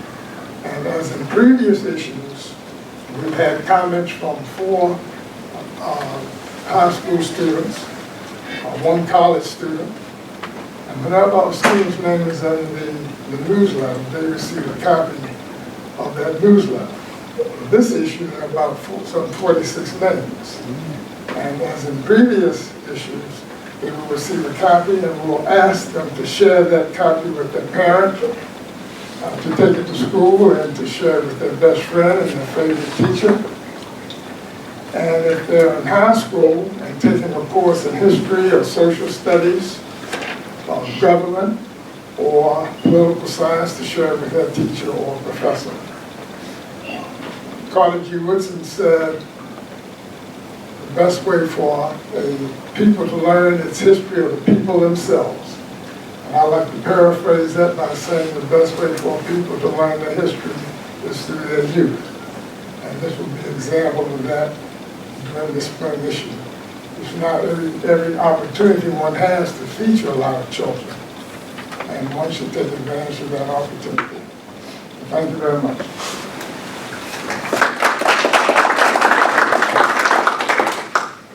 Thank you so much, Commissioner Gill. Commissioner Morrison, any final words for your committee report? That's it. I'd just like to thank all the committee members for all of their continued support and hard work in getting all the things done that we have to do. Sometimes we have very short turnarounds on items, and everyone is always in a spirit of collaboration, moving things forward and getting things done. So just want to shout out everybody on the committee, as well as the staff at the museum, who were also very helpful. I do want to say, we sort of miss you, Jan, but we're moving on, so that's great. But thank you all very much. Thank you so very much, Commissioner Morrison and Gill and Commissioner Wood. Before we move on to the next committee report, I do want to just really put a fine point on the excellent work being done with the production of the Pendulum. In the Pendulum, we provide access to original articles on aspects of African American life and history in Maryland. But we also invite excerpts from larger bodies of work where there's permission to reprint. I know there are scholars and lay historians, knowledge workers of various kinds in this room. So please consider making a contribution, an intellectual contribution to the Pendulum. We also like to feature their lesser-known sites of historical and cultural significance around the state. So again, we heard in the presentations today about some very important sites that I think we would like to lift up and mention. This is the vehicle for that. This is the Commission's vehicle. So I just want to make that fine point. Then also to emphasize, you heard Commissioner Morrison talk about a series of support letters that the Commission has prepared. This is a resource for you. We are your representative body. If there is any way that we can lend our endorsement to valid projects, the historical merit of those projects in alignment with our standards, we would love to do so. We have blessedly had a hand in supporting community organizations and sites in achieving historical landmark designation. We've helped to garner support for bills, ordinances, laws, policies. That's what we're here for. So please make note of that and reach out to us if we would like support in that area. One final word from you, Commissioner. Yes, I omitted something regarding the pendulum. There's an after-school program, one of the most unusual and unique after-school programs that exist from the Banneker-Douglass-Tubman Museum. They'll have a page in this spring issue. Every issue will have a page. It's a golden nugget. And of course, you always want to feature your own first before anyone else. So to look forward to that in future issues. Thank you so much for sharing that. All right, we're going to move on to our final committee report of the day, and that is the African American Heritage Preservation Grant Report, chaired by Commissioner Robert Patterson. Good afternoon, everyone. So I want to briefly talk about 3 issues related to the African American Heritage Preservation Program grant. The first thing is just to say that we had the opportunity in this last cycle to award several projects a grand total of $5 million. The list of those awardees will be in the next pendulum, so that's another reason to pick it up and be was able to benefit from resource. The application for this coming cycle, we've revised it slightly for the purpose of clarity to make sure we're asking in a way that would support the data that we needed to really assess the application. So part of the goal here, what we do was to ensure that the applicant will submit the best application possible. And so that is now set, and that leads me to the next part of this report, which is that there are currently 4 information sessions left that provide the applicant with specific information about how to technically and accurately to complete the application. The first one was held virtually on March 27th, but the next one is actually on the 14th, that's tomorrow, and it's at the County Public Library. There are 2 more virtual ones on April 27th and June 19th, and then there's a final in-person one on June 4th at the Banneker-Douglass-Tubman Museum. And so the purpose of each of these workshops is to provide potential applicants with the technical and other types of assistance that they might need in order to successfully and accurately complete the application for the cycle, which will close in June. Finally, we are looking for community reviewers. Those are people from the state of Maryland, from the different counties, who will be active participants in reviewing and scoring the applications, but make determinations for who will be awarded for fiscal year 2027. So again, thank you for reading this report. If you have any follow-up questions about those workshops or the information sessions, I believe Alex is there in person. Alex, you can wave your hand in the room as a reminder, and information from her. But she could also give you my information with more detailed response to questions. Thank you so much, Commissioner. Alex, I want to ask you to stand up. I want to make sure everybody sees who you are. She is the go-to person. If you have any questions about the informational sessions that are upcoming, we've got some serious resources. We want to share them with all of you. So she can answer any questions you may have about the Heritage Preservation Grant. Thank you so much, Alex. The application is currently open until July 1st. If you have questions about any particular project, about eligibility, please reach out. Happy to discuss your project and how you can submit a strong application. Thank you. Thank you. And also contact her if you want to be a community reviewer. I can't tell you how wonderful it's been. We are on the committee and we love having the engagement and participation of reviewers from the community. It's really important too because you all will bring local historical knowledge that can add additional color and insight and nuance to our evaluation of the projects that we might not necessarily have. So we want to see Western Maryland get some of these awards. We need your help to evaluate the projects so that we go do that. Okay? All right. So on that note, we really want to get to hearing from all of you. So we will be adjourning our formal business very soon, but I do want to give the floor again to Commissioner Morrison as we move into our new business section. This is not exactly new business in the traditional sense, but there's a matter that we wanted to put on the floor for everyone's awareness and consideration. So, Commissioner Morrison, you have the floor again. Thank you again, Chair. So many of you may have heard of the recent news going on in Baltimore media surrounding the Reginald F. Lewis Museum, now renamed or remarketing as the Lewis, that was in one of the local papers. It was quite disparaging, it was misrepresentation, and it's a continuation of the ongoing attack in this particular climate of not just African American institutions, but all institutions that are really, truly trying to tell the truth and enlighten the American public and American citizens on the history of the country and all of its regards and all of its respects. The Lewis Museum has a special relationship with us. We have a seat on their board.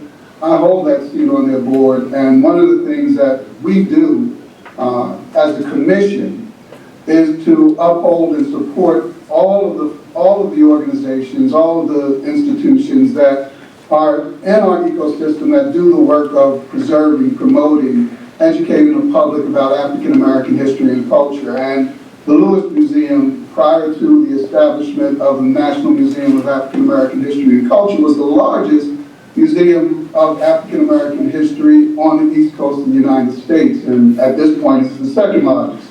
So it is a major institution, and for us in the state of Maryland, it specifically focuses on our history of African Americans in the state of Maryland. So we wrote, Executive Director Johnson wrote a very good letter of support or statement of support for the Lewis Museum that has been in our social media, that has been shared widely, and will also be appearing in the spring issue of the Pendulum. But I would just like to encourage folks to continue to support the Lewis in a number of ways. Again, there was quite a bit of misrepresentation, and one of the biggest areas of misrepresentation was that the funding that comes from the state pays for admission for people to come into the museum, and the allegation or the allegation or the innuendo that was put that was put out in the press was that it cost the state funding is equal to $91 per person who goes to the museum, and that is just not the case. People have to pay to enter the Lewis Museum, and in regards to that, Lewis is taken on has turned that around and asked people to support them by donating $91. My notes have disappeared, give me 1 second. Okay, by donating $91. So the ask is to visit the Lewis. If you haven't been to the Lewis Museum, go and visit it. They too are up for a refresh of the permanent exhibit. I had the opportunity when I was working on my doctoral degree to work on the research committee for the inaugural exhibit, which is the permanent exhibit, which is now over 20 years in the making and up for a refresh as well, and that will be coming. So visit the museum, check out the exhibits, join the museum. For those of you who are educators, take a field trip. Title I schools, and I believe in the state of Maryland, there's funding for transportation. Donate to the museum, plan your events there, attend programs there, and encourage your corporate folks to sponsor, to be corporate sponsors. The Lewis Museum is a public-private partnership. It's not like our museum, the State Museum, the Banneker-Douglass-Tubman Museum, which is a state agency, which gets quite a bit more funding to substantiate itself, to sustain itself. The Lewis requires quite heavily on us, the public.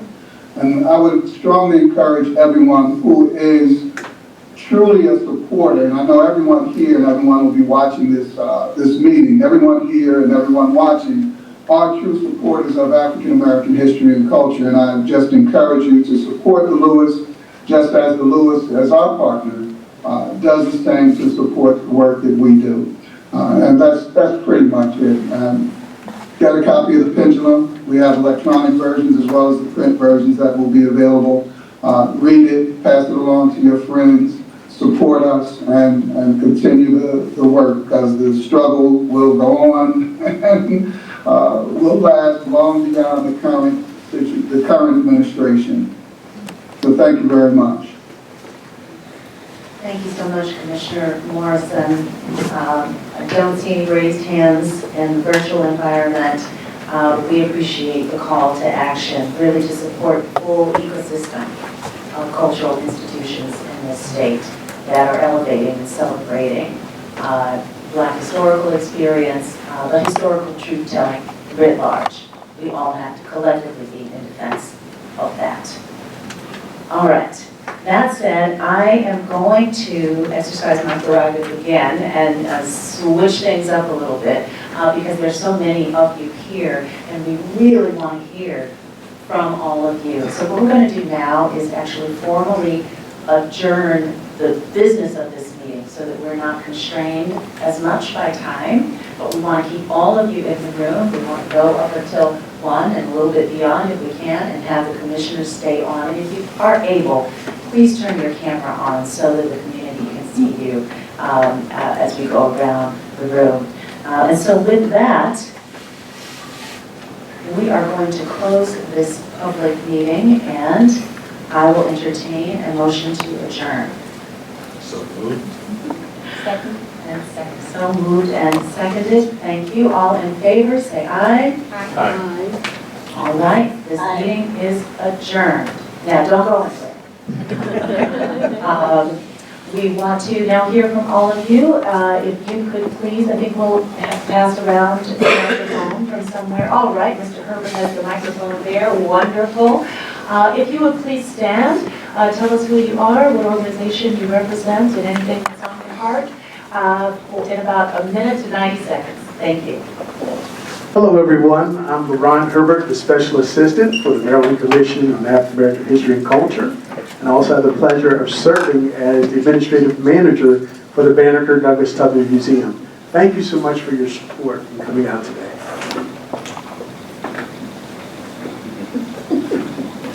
Good afternoon, everyone. My name is John Percio, and I'm the Chief Financial Officer for the Commission and Museum. Welcome, everyone, and happy everyone was able to come out. Hello, I am Lauren Buckman, Head of Public Relations and Marketing at the Washington County Free Library. So thanks for having me, and we have been collecting books for the book drive, so that's great. We have all 8 locations ready to go. We've been collecting for the last month and a half to 2 months. We have some great programs coming at the library. You can find them all at www.washcolibrary.org. We have things like, we have historic Macaulay lectures, our upcoming one. We have 2 microfilm magic about Hagerstown's past and the process of scanning and filming, and that's going to be with the Bethlehem Backstage Library Works company. They're going to come in and help everybody with that. And then the Lovitz and their Hilltop House Hotel in Harper's Ferry on Monday, May 4th from 6 to 7:30. And feel free to visit any of our branches to drop off books for the book drive. Thanks. Good afternoon, everyone. My name is Councilmember Erica Bell for the City of Hagerstown. I don't have much to say, but I do have a question.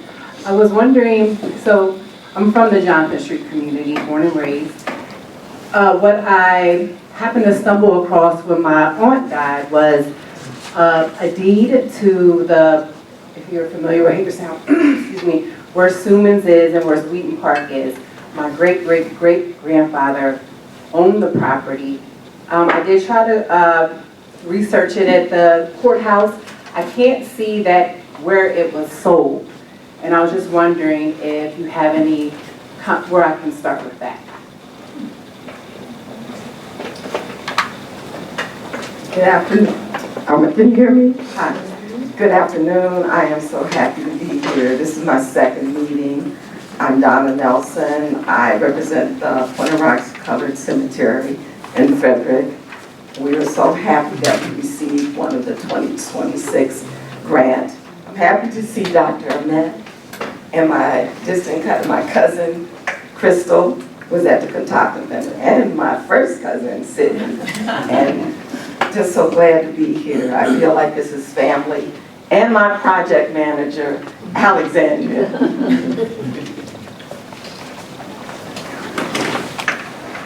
Good afternoon, ladies and gentlemen. My name is Ron Lytle, and I'm chairman of African American Historical Association of Western Maryland. And my question is, we've been volunteering to clean up cemeteries at Red Hill Cemetery in Keatingville. I'd like to know if there's any seed money so that we can continue to do what we need to do. I've been doing the research at the courthouse. It seems that nobody has a deed to the property at Keatingville Red Hill Cemetery. Thank you very much. Hello, good afternoon, everyone. My name is Tiffany Frazier. I live down here from Allegheny County. I am familiar with Chanel. I did graduate with her at University of Baltimore and Coffee University. I'm happy to be here. I moved back home to Allegheny County about 8 years ago, and there's not been much progress. I am an agent of change. I am in Human Services Administration. I'm a helping professional, and I like to engage and bring people together. And up in Allegheny County, there is so much disconnect within our community that we can't get anything done. So I'm here to network and get business cards and see if I can get some stuff done. There are people up there that do want to make progress and affect change, but we need some support. So thank you so much. My name is Sidney Thomas, and I'm representing Cumberland, Maryland, and Allegheny Magazine. And I am here mainly to see Ms. Jackson give a great speech today. Good afternoon, I'm Barry Hackey. I'm representing the most wishful Prince Hall Grand Lodge of Maryland. We own a property on Bethel Street, American Hall, and we were the recipient of the grant. So we're looking to pour into that building and pour into the community as well, and provide not only a place to commune, but also to bring Prince Hall Masonry back to Western Maryland, Hagerstown specifically. Nice to be here.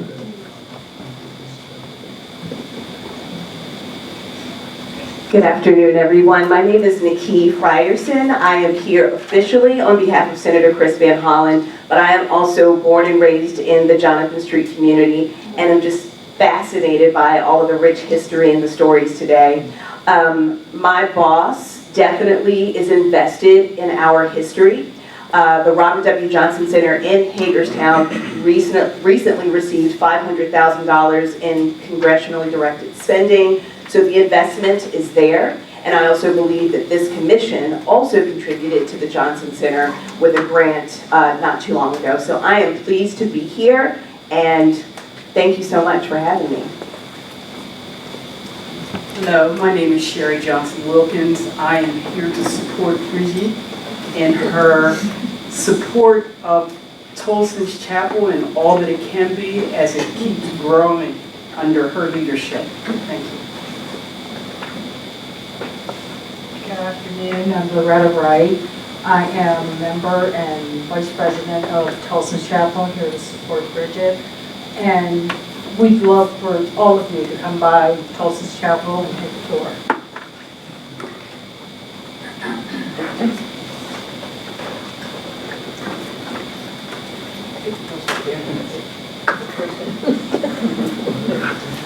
Good afternoon, everyone. My name is Will Graham, and I represent ARCH, the African American Resource Cultural Heritage Society, newly formed, relatively speaking, in the sense that we're now moving into our brick and mortar space at 125 East Church Street. So that's a phenomenal accomplishment for many of us and for our community. So we're interested in getting more involved in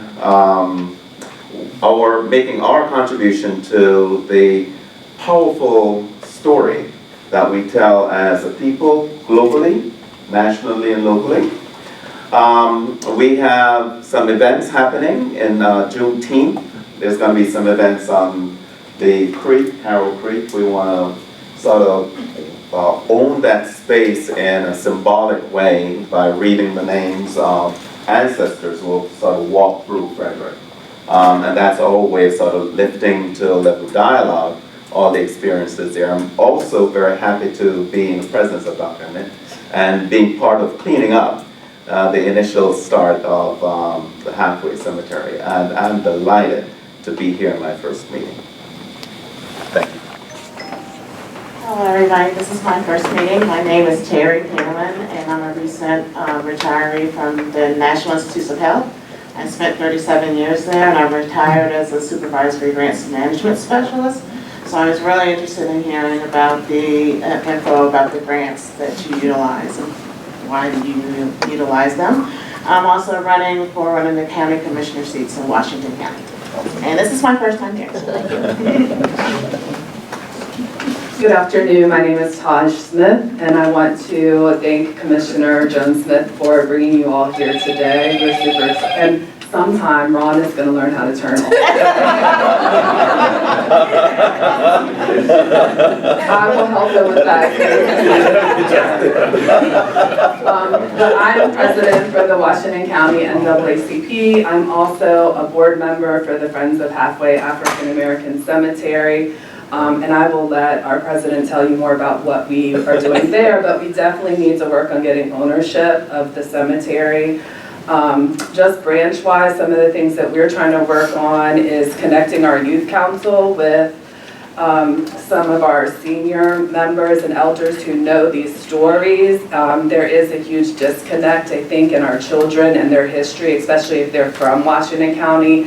So we're trying to explore ways we can make that fun for them, because if we say, hey, we want you to talk to our elders, they're not very interested in doing that. So we're trying to work on ways we can make that possible.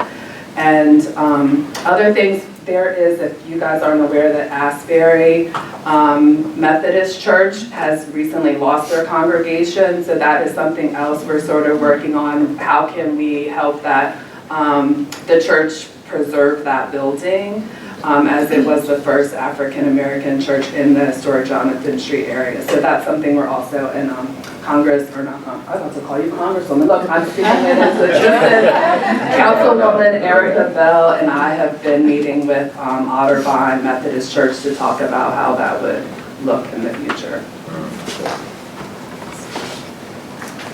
Hi, I'm Elizabeth Ball. I'm here wearing two hats today, but first, Ms. Bell, Western Maryland Room at the public library, I used to work there. It can probably help you research some of that, because I just don't know that. So I'll talk first about Halfway African American Cemetery that you've heard of from a couple of people. Taj is a board member, Carolyn Brooks as well. One of the Moxley brothers, she is related to, is not only buried there, and one of our 15 veterans buried there, but was one of the original founders of the cemetery. And the first stone that we found when we started wading through all the vines and weeds and debris when we were doing the cleanup. So we are waiting on pins and needles to hear if a bill makes it out of conference committee that would give us a pathway to ownership. Currently in Maryland, there is no pathway to ownership for descendant groups or organizations, nonprofits like ours, even if we've been taking care of the property for years. And why that matters is that we cannot apply for certain kinds of grants because there is no legal owner. The owner on paper is the Independent Order of Good Samaritans, which no longer exists. So it stymies us there. It also prevents us from, at some point, we would like to get markers from the Department of Veterans Affairs to acknowledge the veterans buried there. Only 3 have any stone at all. But again, with no ownership, we aren't able to do certain things. So we'll see. We'll know by the end of tonight, I guess, if that happens or not. I'm also an employee of the Heart of the Civil War Heritage Areas, which focuses on Washington, Frederick, and Carroll counties.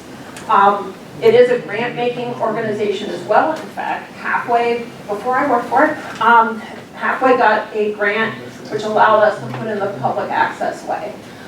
So those of you who are at organizations that might be interested within those 3 counties, that's something for you to check out. I specifically work at the Newcomer House on Antietam Battlefield, which focuses on civilian experience. So I often mention to visitors Emily's book, which talks about experience of African Americans, both enslaved and free, in the area at the time of the battle. Thank you. Good afternoon, everyone. My name is Aaron Rice. I'm the founder and CEO of the Virtual Reality Collaboration Lab. We're based in Baltimore City. Our company recently received a grant from your organization to digitally reconstruct the Iron Master's mansion at Catoctin Furnace, both interior and exterior. And then we also digitally reconstructed the slave quarters at the Catoctin Furnace as well. So I wanted to thank the commission because we won a successful Preservation Maryland grant award. It was due in part because of your letter of support and recommendation for our work. So I wanted to come and briefly give you a quick impact report about what happens in our digital reconstruction of the Harriet Tubman home site on the Eastern Shore. We've established a team of Alex and Lisa Green from Harriet Tubman Freedom Center, the Maryland Department of Transportation, Dr. Julius Bolesky, the University of Maryland Center for Environmental Science, and our firm, VR Collab, and we are currently, like I said, digitally reconstructing the Benz 10 cabin and the Harriet Tubman home site. We successfully completed a March 19th America 250 underwater bus tour, and Director Johnson was present along with Commissioner Bailey, as well as part of our Maryland Climate Tech 2026 conference. We also received a permit from the National Fish and Wildlife Service to do an aerial drone of the Benz 10 home site and create the LiDAR scan of the as-is conditions. I've sent a copy of that drone video to Director Johnson and Dr. Morrison as well. And then we are on track to deliver the digital reconstruction of the interior and exterior of the Benz 10 home site. And Benz is Harriet Tubman's father, by the way, by our July 4th deadline. So thank you so much for your letter of recommendation and support, and I definitely appreciate it.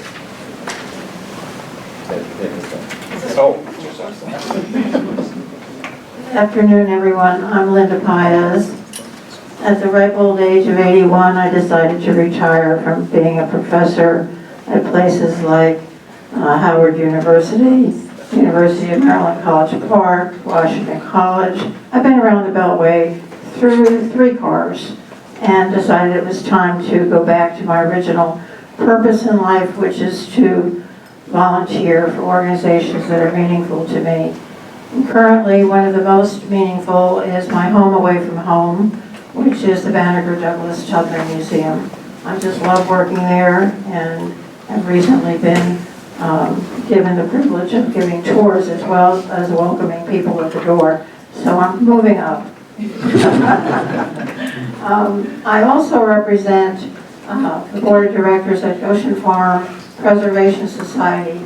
And I want to thank you, Commissioners, for the wonderful money that you granted from the original change to $5 million. We got some of that first year money, and we were able to hire a contractor who is now in the process of expanding and creating the driveway that goes up to the top of the hill at the farm, where the school buses can take children to see the unique, one and only African American garden. It's a replica of the types of vegetables and fruits that were grown by the first Africans that came there. And we're very excited to be able to open this to more tours, because until now it was difficult to get up there in a school bus. So your money has widened the people that are now going to know about their heritage, and I thank you for that. Hello everyone, my name is Martina Dodd. I am the Curator of Collections and Exhibitions at the Banneker-Douglass-Tubman Museum, and I invite you all to come to Annapolis to see our current exhibit, She Speaks. Hello everyone, again I'm Alex Anderson. I'm the Research Specialist for the African American Heritage Preservation Program. And like I mentioned before, the application is currently open. It opened on the 3rd and it closes on the 1st. We're eager to get applications from underrepresented areas and counties around the state. And we're also putting out a call for community reviewers. And like the commissioners mentioned, they've really enriched that rank and review process, providing their expertise, their experience, their knowledge about these sites, about the history that they're uplifting. Please reach out if you have a potential project and you're curious about if you're eligible. Local governments, businesses, individuals, nonprofits, they're all eligible for the program. And I'd like to emphasize that we're looking to award timely projects that are ready to go, phased appropriately, and really uplifting the public education and public benefit piece of that site, whether it's providing tours, permanent displays,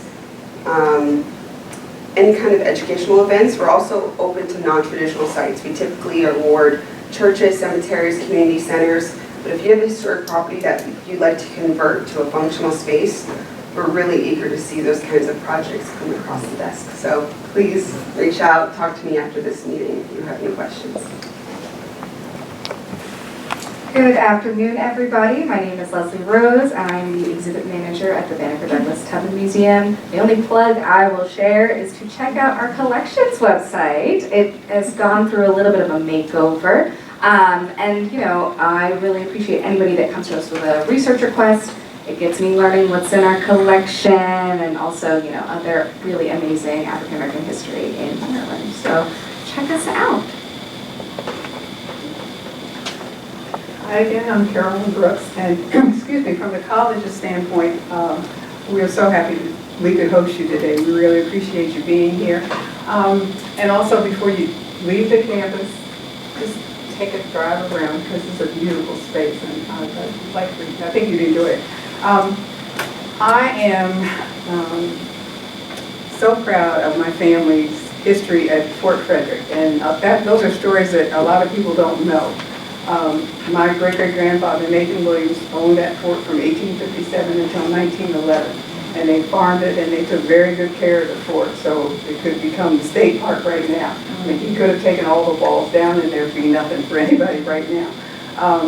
Recently, as I mentioned, we discovered the burial site of Nathan and all of my ancestors that were there, and it's in deplorable condition. I am also on board for the Halfway Cemetery, and I can see that things can change and things can be improved, but it's so hard when you can't find the information that you need or connect with the people that need to know what the problem is so you can deal with it. If you get a chance, go a few more miles up the road to Big Bull and look at Fort Frederick. It's gorgeous. And 5 miles away Nathan is there and there are weeds and trees and snakes and things that you just undesirable. Nobody would want a relative buried in a place like that. So I have faith because I can see it can happen. But it's just one of those stories that people don't know about. And I've spent a lot of my time just talking about Fort Frederick and my ancestors because it's not written anywhere. Thank you. Carolyn, please mention when we're having the presentation. That's on you, Bob. Excuse me, ma'am. I just want to add to this. On May 17th, we were having Nathan Williams' family presentation at Fort Frederick at 1 o'clock. Please, everyone, come attend and learn the history of Western Maryland and Nathan Williams' family. Thank you very much. Hello everyone, my name is Carol Ambush Wright, and I'm a member of St. Paul AME Church in Frederick County, Maryland. What I would like to look into is to find out their ownership of some cemeteries in Frederick County. And also there was an AME church that was vandalized terribly when the Blair Witch Project movie came out, because this church is located in Burkittsville, Maryland. Supposedly the source of this tragedy, whatever, okay? And one of my main goals for coming here is that I want to learn, and learning so much will help me grow into doing what I would like to do for our community. And I can also say I am a genealogist, and I can trace my family back to 1800. And what's fantastic about what I like to do is that I like to document what I have to tell my family members. I just don't tell them. I like to prove that what I say is the actual fact. So again, with this organization, I'm going to grow and I'm going to learn, and I'm going to learn and grow. Thank you. Well, I had one thing to say when it came to be my turn, but I ended up with the list. So I apologize. I hope to make this quick, 90 seconds. When I was about 5, I learned that my father's family was mixed race. So growing up, and that's been 65 plus years ago, that I've been trying to find out who they are. About 6 years ago, I found out about Catoctin Furnace, knowing who my third great-grandfather was. His name was Robert Patterson. And when I heard a gentleman being introduced as Robert Patterson, all I could think of is, I wonder if we connect, and I can't wait to ask him, because I too am a genealogist. So anyhow, I connected with Catoctin Furnace. I'm now the founding president of Catoctin Furnace Friends Group. And a shout out to Elizabeth Anderson, who spent 7 years, I choke up every time I think about that, 7 years writing a grant to own less than 2 acres of property. Not one single stone is marked with a name, a gender, an age, nothing. And it's really sad. Somebody said something about deplorable conditions. I second that. It's wrong that that's where they live now, their bodies for eternity.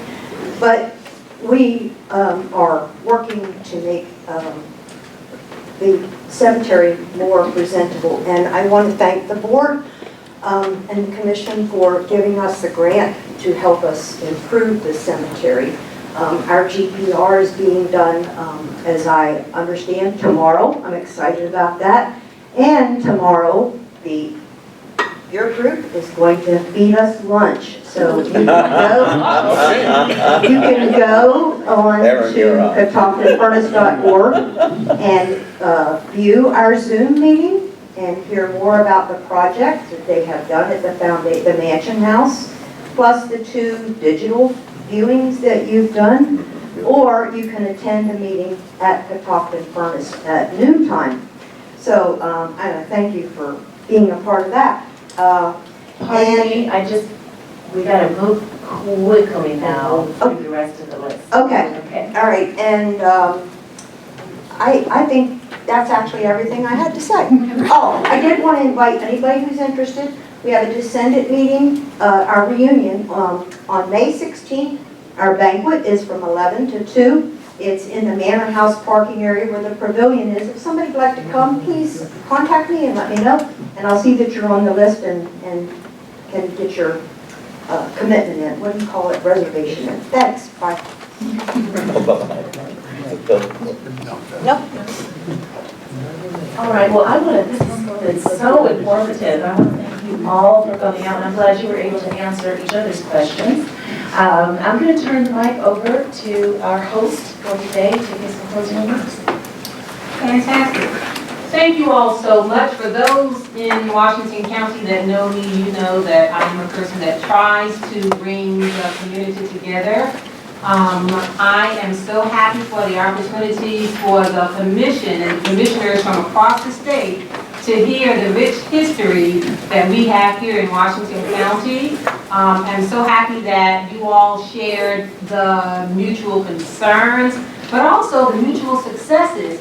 And I hope that my community members heard that the commission does have grants. We do award grants. I happen to be on the committee for the last grant session. That was my first time because I'm fairly new to the commission. And I would encourage any of you here to volunteer to be a community member on that grants committee. You will learn so much that you could take back to your organization or share with other organizations. I'd especially like to thank Dr. Amp and Ms. Jackson for coming and speaking to us so dynamically. And I wanted to point out that we're doing the book drive here in Washington County, and you heard the representative from the library say that. But Emily, Dr. Amp's book is one of the books that's considered to be banned. And so, you know, we have lived experience in all levels, again, from struggle to successes here in Washington County. I am hopeful that this will not be the last time or such a long time that the commission comes back to hear what we have to share. When we gather again, I am expecting more successes, but also more information about our mutual struggles. Thank you all so much. And Commission, thank you for the opportunity to let Washington County host this event. You all have a wonderful day.